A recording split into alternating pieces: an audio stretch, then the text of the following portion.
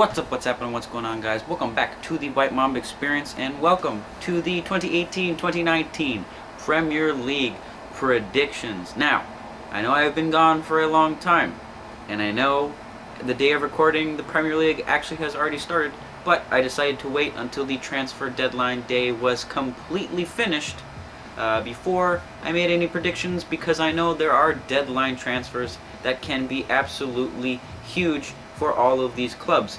And it was a good idea that I did, because it did honestly change some of my rankings for this Premier League table. So, without further ado, let's get right into it. Now, as you can see by my lovely graphic, or whatever it is on this side of me, we have the Premier League table, top all the way up here, and bottom all the way down there, 1st through 20th. The bottom 3 spots, if you do not watch the Premier League, are relegation spots. So they would go down a division, and the division below them have 3 spots that at the end of the season, if you are in those top 3, you will go up. So it's pretty simple if you finally understand it. But we are going to start in 20th place. And in the bottom of the table, I believe it will be Cardiff. Now, Cardiff, to me, they just have not done anything. They haven't made any big name transfers. They haven't sold anybody that's really big. When they got promoted, wasn't a very big deal. It was... They're just one of those teams that get promoted and you think, well, I wonder how they really got here, because you look at their squad, you look at the way they play, and you're like, what is this? Why am I watching this? They're not very great. So I believe that they will not do anything of note and will finish in 20th. Now in 19th, I have Southampton, which is a bit of a stretch. Some people would be a little surprised because they just bought Danny Ings from my beloved Liverpool. But there's nothing I feel that Southampton can do anymore that will keep them up. They have been clawing mid-table. They've sold some people. They really haven't brought in that big name that Southampton really needs. And it's just unfortunate, for their club, but I do believe that they will finish in 19th. And in the final relegation spot in 18th, I believe Brighton will be relegated. I think they had their freshman fun, but this year they will endure the all too real sophomore slump. That is a common thing with players, not necessarily for teams, because here in America we don't have a relegation and promotion system in any of the leagues. Regardless though, I do not think that they will do a great job. They did alright last season. They showed some flashes. Knockaert and Izquierdo, they both were very good in the attacking sense, but I just feel like they're not going to be able to replicate it again. I think that as much as they can play well, I just don't foresee them doing anything that will be able to keep them up. Hopefully they can. They're a great side to watch, but that is how the cookie crumbles. Now in 17th place, scraping out of the bottom 3 and avoiding relegation, I have the big guys, Huddersfield. I think they have the captain, Aaron Moy, the Australian beauty, who played relatively mediocre in the World Cup, to be completely honest. They did play against a group with France, who I predicted, and was correctly predicting, to win the World Cup, and they also had my beloved Denmark, which, of course, I always nod them to win. But I do not think that the signings they've brought in either have been of note. I think for a lot of these teams towards the lower half, they either lack quality all around, or they have an alright team, but they don't have a key man, or they are missing a vital role in one of their positions. On 16th, I have Watford. Now, Watford are a team that, just like Southampton, have been kind of in between the middle to bottom half of the table, and they really haven't done much. They've survived, which for these teams, it's very important, but they're going to replicate that. They've brought in Fluin Deulofeu from Barcelona. He was on loan with them last year. As great as he is, they did lose Richarlison to Everton, and I think that he was the main man. He was the reason why they did anything great at all, really. I know Gomez, their goalkeeper, is getting really old, and Pantilimon really just, he's not anything really. They're just average keepers, so I think that just with their average team, they will have a very average season. Now in 15th, I have Leicester, and kind of surprising, kind of not surprising that I have them so low. They've brought in the likes of Ricardo Pereira, and they have also not bought anybody else, and they really haven't sold anybody. They kept Harry Maguire, which is very important. They signed a 4-year extension on the party man, Jamie Vardy. But Leicester, I did watch today. They lost 2-1 to Manchester United, and this does not change my opinion on where they will finish, but they did have glimpses of really good football. I think they played great passes. Their main man, James Maddison, who they bought from Norwich, I think he really linked up well with Kelechi Iheanacho, who is from Manchester City, now at Leicester. But they lack something. And they have Kasper Schmeichel, who is a great goalkeeper, but they just lack that one player that has the it factor. Maybe a midfielder. After losing Drinkwater and Conte, I mean, their season is just, their years really have just gone down the drain. So they just need to bring in that main man in the midfield to really gel them together and be able to make a run again at that Premier League title. Now in 14th, I predict Burnley. Now, you might be questioning this. It is very controversial, but I have a great reason. Now, Burnley did absolutely incredible last season. They finished 7th, and currently they are in the Europa League qualifiers. That is, to me, the problem. They now have many, many more games they have to play, which in turn become very important. European football to any club is more important, I believe, than their all year round essentially league themselves.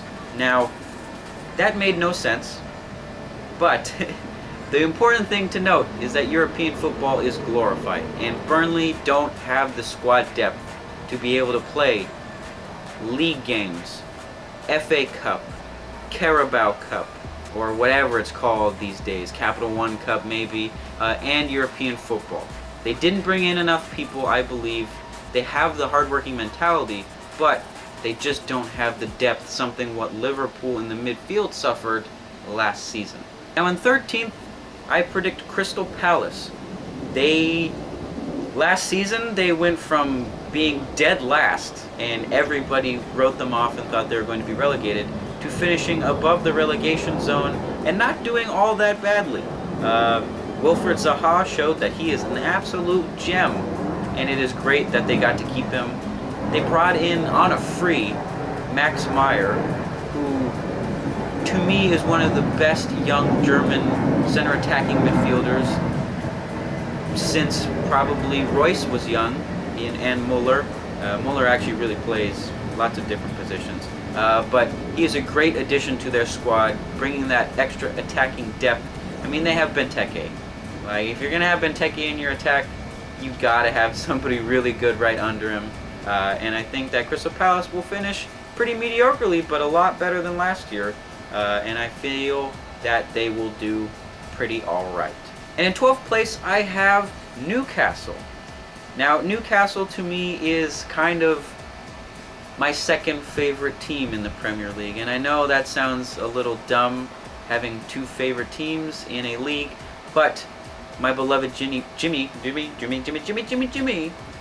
my beloved Jimmy Conrad and my favorite YouTuber, True Geordie, they are big fans of Newcastle, and I just almost feel obligated to be a Newcastle fan. Plus, their fan base is absolutely incredible.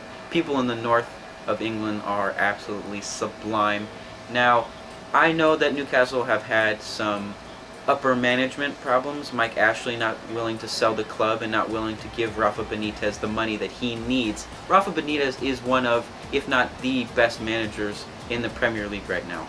Don't at me, okay? But he just doesn't have the money to be able to do what he wants. He can do only so much with the players that he's given.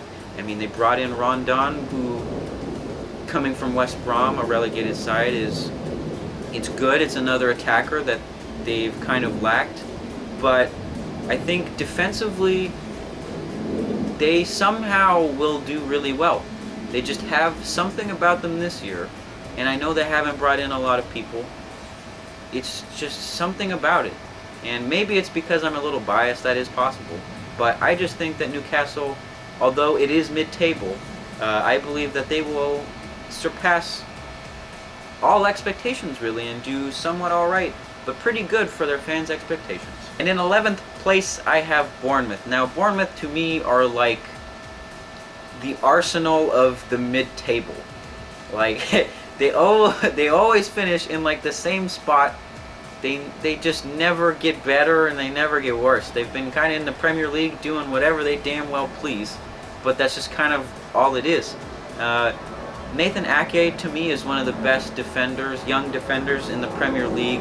And Ibe, who formerly of Liverpool, I think he has a great shot at being a really good player. And I think that just the way they play, Ryan Fraser, nice namesake, there's just something about them that I feel, I mean, they'll just do mid-table. They'll finish 11th. I feel a lot of Premier League sides are quite weak towards the bottom half of the table, and they're just that tiny step above.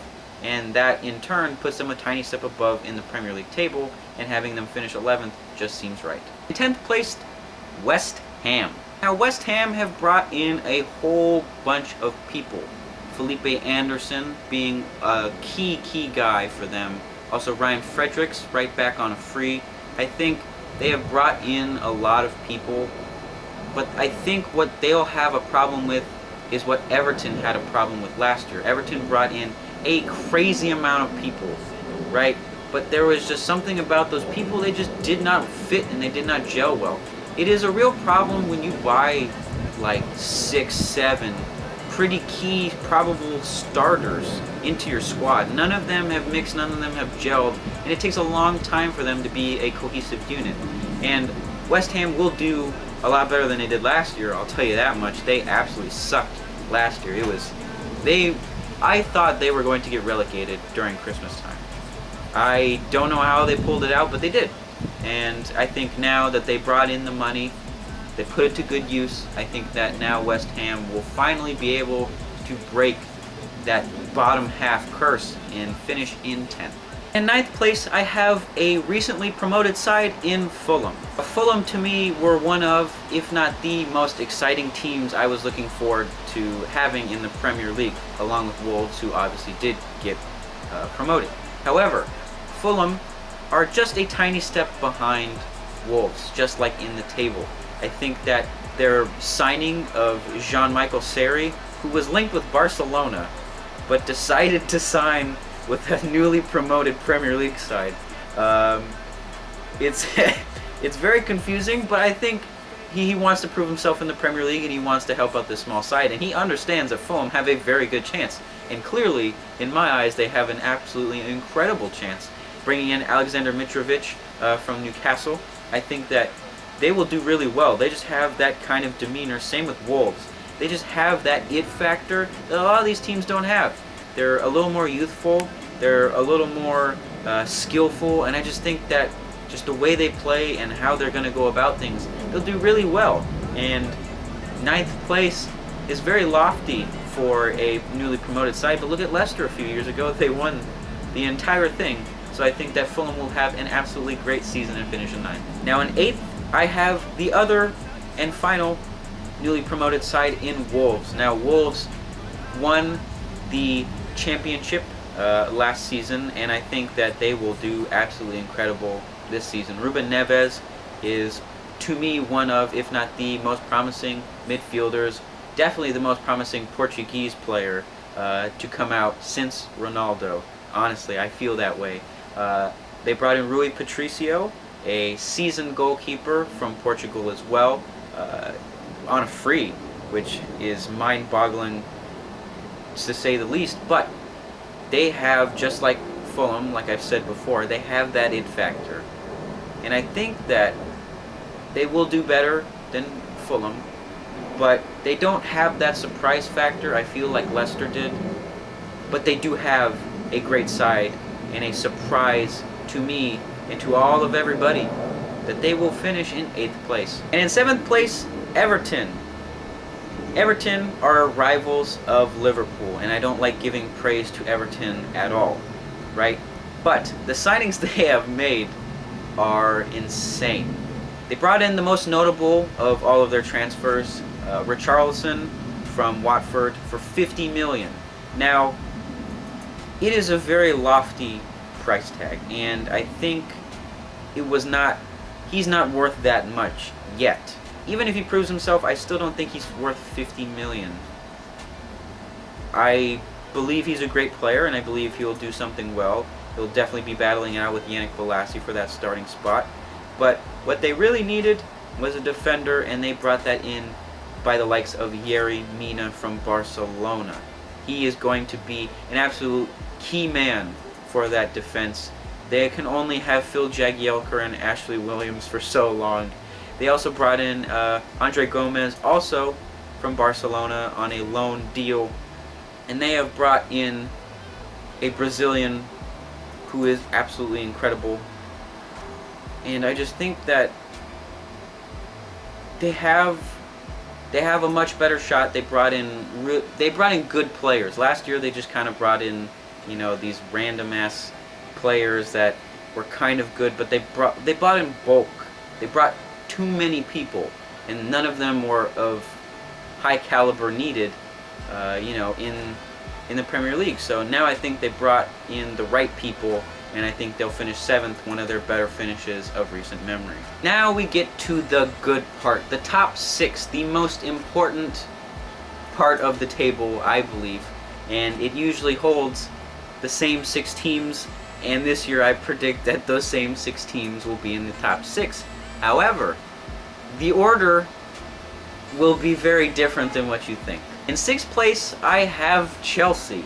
Now, Chelsea have had some business done here in this window, getting rid of their star Belgian keeper, Thibaut Courtois, who I think is going to be the best keeper over De Gea and over Manuel Neuer. Mark my words. Sold him to Real Madrid, who Keylor Navas must be super unhappy because people just keep writing him off. He's won the triple Champions League. He's won the title. He's done so much, but people still think for some reason that he's not good enough.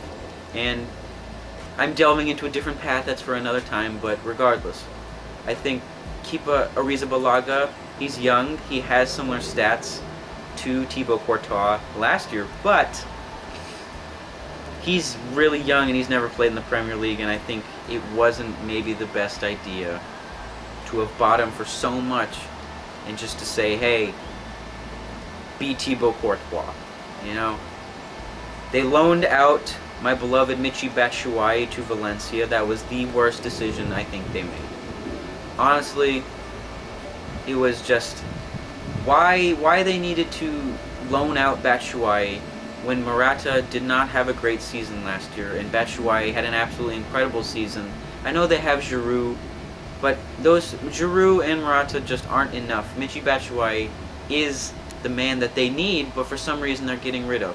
They did shore up their midfield with Jorginho, the new Napoli, the former Napoli and new Chelsea man, the former Chelsea manager who is now the manager of Chelsea. I think I said that right. Wanted to bring him over. Jorginho is a great midfielder, but I just can't foresee Chelsea doing anything really of note.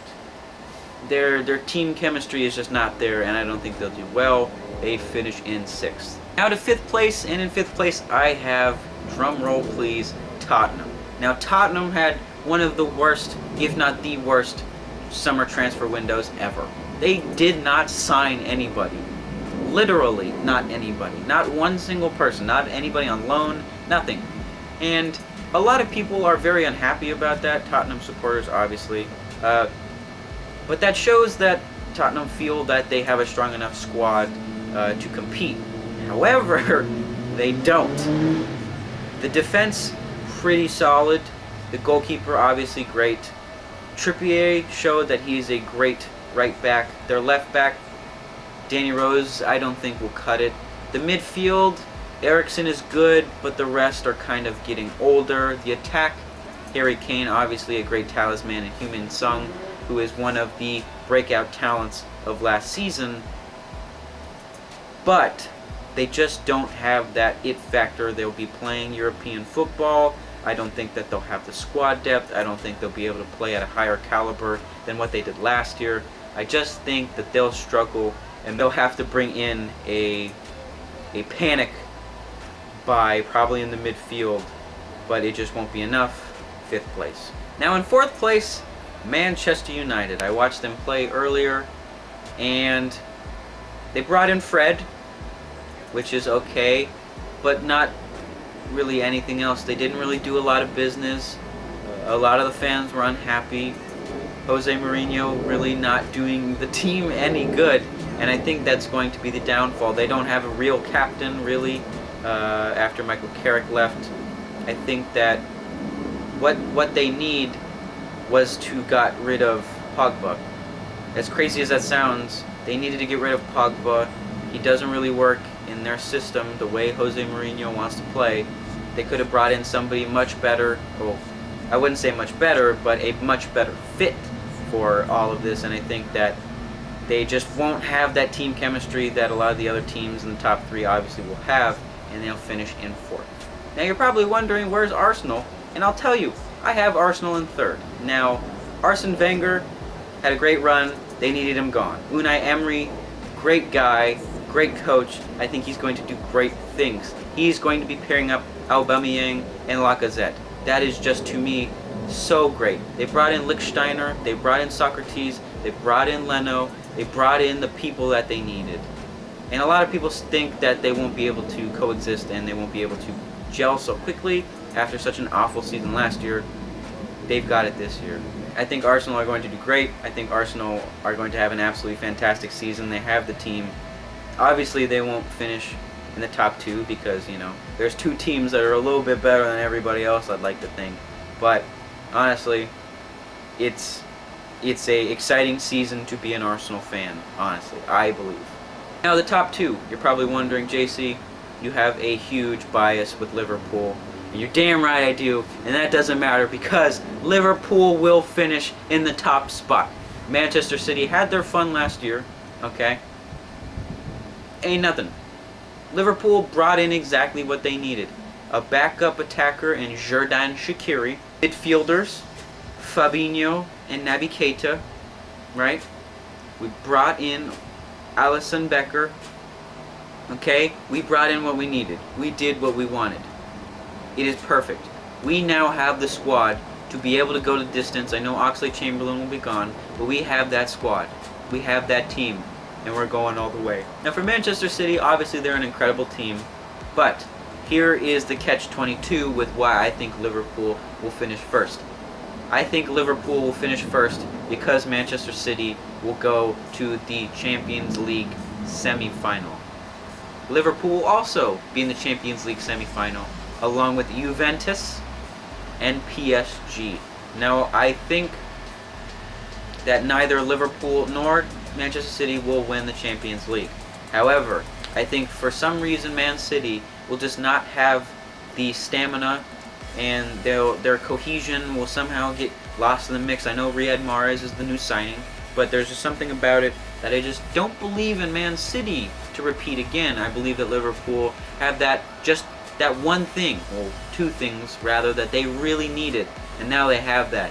And just to see Mohamed Salah play, to see Mane play, to see Roberto Firmino play, to be able to have that backup of Xherdan Shaqiri, it's just perfect. It is so perfect, and I believe that they will do great things. Liverpool to win the Premier League, and obviously Man City to finish second. Ladies and gentlemen, if you enjoyed that Premier League prediction, make sure you leave a like, make sure you subscribe if you haven't, and put down those bell notification thingies that make sure you only hit it once, because if you hit it twice, it only occasionally lets you know. Very odd. I don't know. But I know I've been gone for a while. I've had a lot of things happening right in this last month. I'll have a video explaining one of them coming up in the next few days, and I'll have the other one about me getting ready for school, my journey to school. I am leaving in 6 days, so this will probably be one of the last times I film a video here along with my next one, and the lead up to me leaving and me leaving, that'll be kind of like a documentary almost. I have had 2 videos that I've wanted to post. I got to meet Jimmy Conrad at a pickup game. Unfortunately, I filmed it vertically, so the video just wasn't good. I went to the Sounders game a couple weeks ago. Really great. It was in an awesome documentary form. I had the beginning and the end. Looked really nice, but the middle just didn't save. The middle just, I don't know, I couldn't get it on the video, and I just didn't have a video because I missed the entire middle of it. So that sucks, but that's just kind of how these videos go sometimes, and I think that, you know, it was a good lesson for me to really make sure that all of my things are saved and I film them correctly so that I can get out these awesome videos, I feel, to you guys. I know the consistency wasn't there this month, and even though I said the month before that I was going to be consistent, it will be probably a little more erratic than before. I know this month I've had a lot of stuff going on, so I really couldn't do any videos. But yeah, I know I'm kind of rambling. I have a lot to say, but I'll shed some more light on it in the next video, so make sure you're looking out for that one. I love you guys. I appreciate all of your support. Even when I'm not making videos, I still get messages from you guys telling me, hey, when's the next video, when's the next podcast? But I really appreciate it, honestly. With that being said, ladies and gentlemen, I am Jaycee, or the White Mamba. This is the White Mamba Experience, and this is the White Mamba signing out. Peace.